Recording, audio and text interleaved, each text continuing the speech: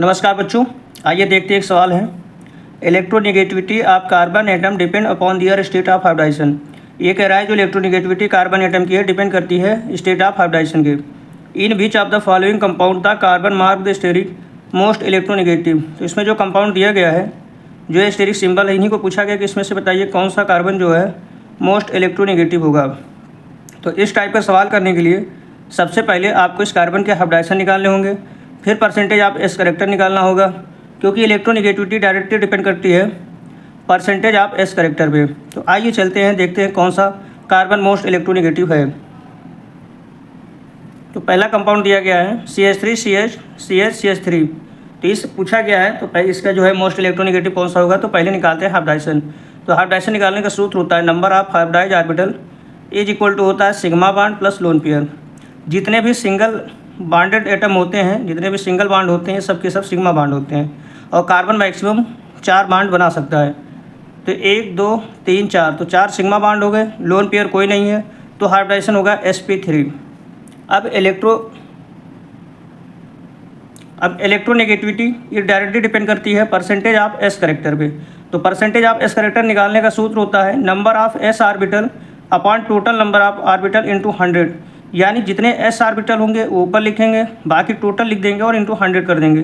तो orbital S कितने, 1, total कितने 3 और 1 4, इंटू 100 करेंगे तो इसकी इलेक्ट्रोनेगेटिविटी कितना परसेंटेज ऑफ एस करेक्टर आएगा, 25%। तो पहले कंपाउंड का कितना आया, 25%। दूसरे का देखते हैं अब।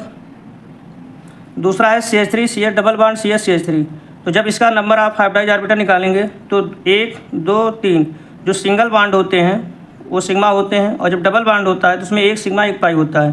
तो 1 2 3 सिग्मा बॉन्ड हो गए, लोन पेयर 0, हाइब्रिडाइजेशन निकल के आएगा sp2। आप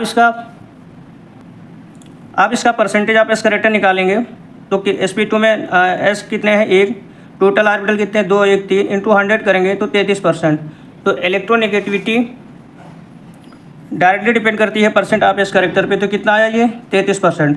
तो पहले में आया था 25%, सेकेंड में आया है 33%। तीसरे में है CH3 CH2 C triple bond CH। अब इस कार्बन का निकालना है। तो नंबर ऑफ हाइब्रिडाइज ऑर्बिटल होता है sigma bond plus lone pair. अब सिग्मा बॉन्ड कितने हो गए, 1, और जो ट्रिपल बॉन्ड होते हैं एक में 1 सिग्मा और 2 पाई बॉन्ड होते हैं। तो 1 और 2 सिग्मा बॉन्ड हो गए, लोन पेयर कोई नहीं है, हाइब्रिडाइजेशन हुआ sp।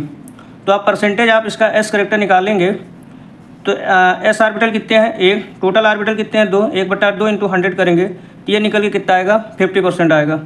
तो इलेक्ट्रोनेगेटिविटी ये डायरेक्टली डिपेंड करती है परसेंटेज ऑफ एस करेक्टर में। तो ये कितना आया, 50% आया। तो थर्ड वाले की इलेक्ट्रोनेगेटिविटी डिपेंड करेगी परसेंटेज ऑफ एस करेक्टर में, और ये आएगा 50%।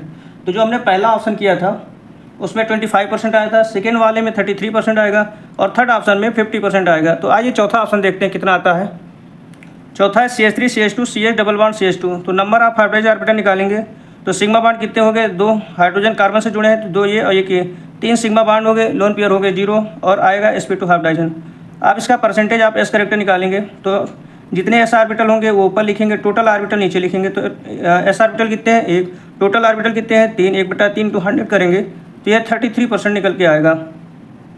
तो इलेक्ट्रोनेगेटिविटी डायरेक्टली डिपेंड करती है परसेंटेज ऑफ एस करेक्टर का। तो ये कितना आएगा, इसका 33% आएगा। तो जो हमारा थर्ड ऑप्शन था उसमें सबसे ज़्यादा इलेक्ट्रोनेगेटिविटी 50% आई थी, तो हमारा थर्ड ऑप्शन सही हो जाएगा।